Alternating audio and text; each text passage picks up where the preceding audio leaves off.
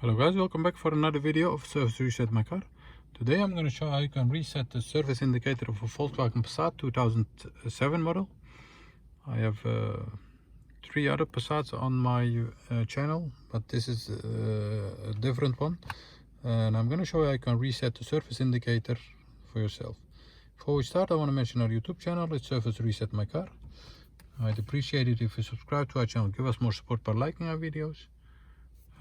Use the commentary if you have any questions, any comments, and I'll get back to you as soon as possible. Okay, let's start with this one. When we turn or press the ignition on,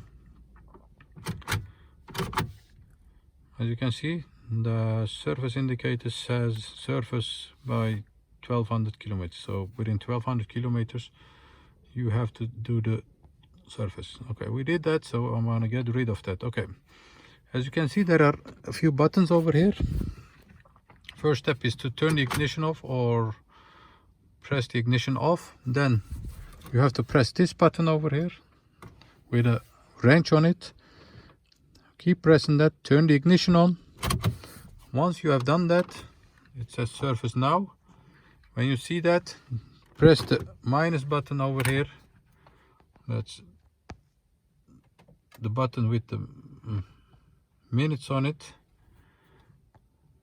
Once you have done that, we're gonna do the check.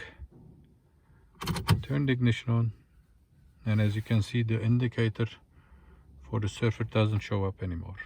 So once again, press the ignition off, press the wrench button, keep pressing that, turn the ignition on or press the ignition on. Once you see the service now, let go this one and press the minutes button on the left side of the steering wheel, and when you press that, the indicator in the middle will disappear.